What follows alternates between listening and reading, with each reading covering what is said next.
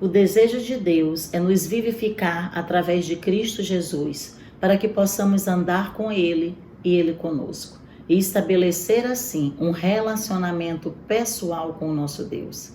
Andarmos como filhos da luz e não como filhos das trevas. Seja bem-vindo, seja bem-vinda a mais um Café com Palavra.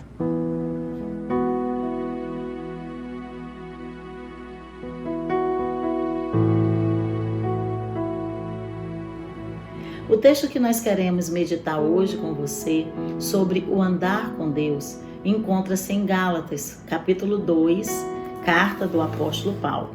E diz o seguinte: Ele vos concedeu vida, estando vós mortos nas vossas transgressões e pecados, nos quais andastes no passado, conforme o curso deste sistema mundial, de acordo com o príncipe do poder do ar, o espírito que agora está atuando nos que vivem na desobediência. Anteriormente, todos nós também andávamos entre eles, buscando satisfazer as vontades da carne, seguindo os seus desejos e pensamentos, e éramos por natureza destinados à ira. O andar com Deus, ele só é possível através do encontro pessoal com o Senhor Jesus Cristo. Porque somente através do Senhor Jesus nós podemos ser vivificados. Essa vivificação, ela vem através do Espírito Santo de Deus, que nos recria, faz de nós uma nova criatura, uma nova pessoa. Os nossos desejos agora são mudados, os nossos pensamentos agora são inclinados para os pensamentos de Deus.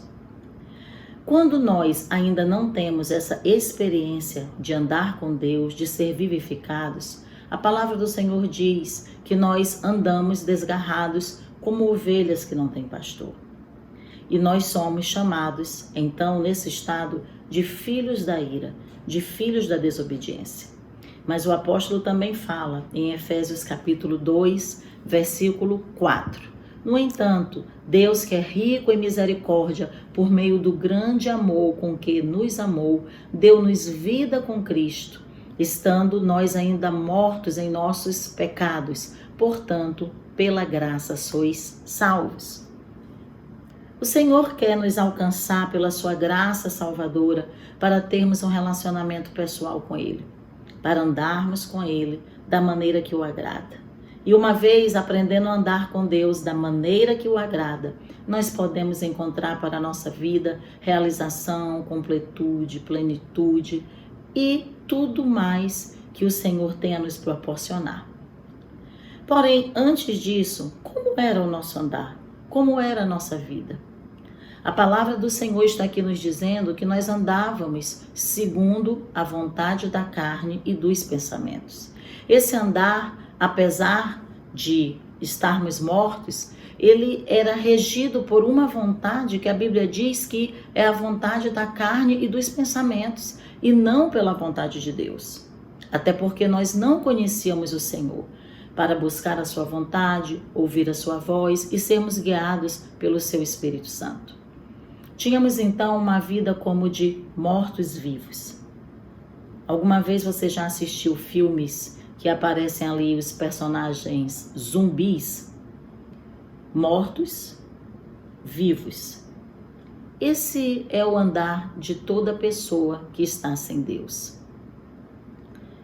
Em Efésios está afirmando que nós somos controlados por um espírito, que a Bíblia diz que atuava em nós. Esse espírito, ele tem por uma das características ser o espírito que rege o sistema desse mundo, de acordo com o príncipe da potestade do ar.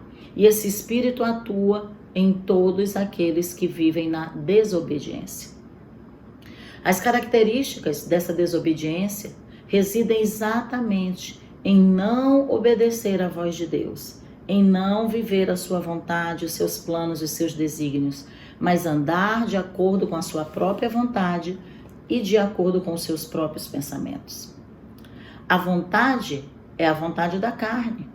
A carne aqui, não somente a matéria física, o corpo, mas principalmente a natureza caída, a natureza pecaminosa, herdada por todos os seres humanos a partir de Adão e Eva.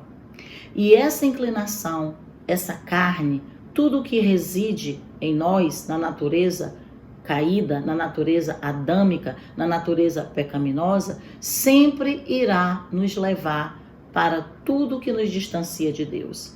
A carne sempre vai apelar nas suas vontades, nos seus desejos, não para as coisas que nos aproximam de Deus, mas para as coisas que nos afastam dele. Essa é uma característica do andar na carne. Esta é uma característica do andar sem Deus. Essa é uma característica daqueles que vivem mortos em seus delitos e pecados. Agindo por essas vontades, pelas vontades da carne, nós trazemos prejuízos para nós e para todos aqueles que nos cercam.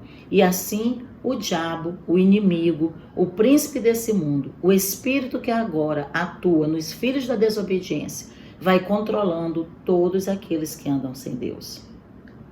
O apóstolo também fala não só da vontade da carne, mas da vontade dos pensamentos. Os nossos pensamentos têm o poder, sim, de controlar os sentimentos e os comportamentos. Agora, quando nós andamos sem Deus, os nossos pensamentos não são os pensamentos de Deus. Os nossos pensamentos, eles sempre irão inclinar-se para os desejos da natureza pecaminosa. Muitas pessoas usam até a expressão: eu faço o que dá na minha cabeça. Eu faço o que me dá vontade. Ninguém me controla. Ninguém manda em mim. Que tipo de resultado, que tipo de andar ou para qual destino poderá ir uma pessoa que anda segundo a vontade da sua carne e segundo a vontade dos seus pensamentos? Essa era a maneira de andarmos. E a palavra do Senhor diz que, ao andarmos dessa forma, nós éramos controlados por desejos, pensamentos, satisfazendo a vontade da carne, e éramos, por natureza, filhos da ira, ou destinados à ira, ou, em outras traduções, filhos da desobediência. Infelizmente, ao contrário do que muitas pessoas pensam, não somos ou não éramos todos filhos de Deus, somente através de Jesus Cristo. O andar sem Deus faz com que a pessoa seja chamada de filho da desobediência. Mas João, no capítulo 1, versículo 12, diz: mas a todos quantos o receberam, deu-lhes o poder de serem feitos filhos de Deus, a saber, os que creem no seu nome.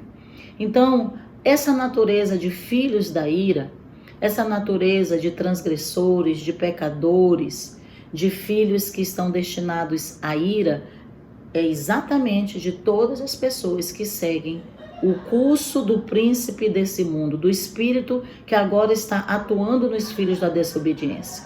E há uma sentença de ira, uma sentença de condenação. E somente através de Jesus, pela sua graça salvadora, nós podemos mudar a nossa rota. Nós podemos ver o nosso destino ser transformado. Tudo que aí está, o mundo como ele está, ele tem uma presente ordem, mas que, na verdade, caminha em uma grande desordem. O apóstolo João também vai nos dizer que tudo que há no mundo, a concupiscência dos olhos, a concupiscência da carne e a soberba da vida, não procede do Pai, mas procede do mundo.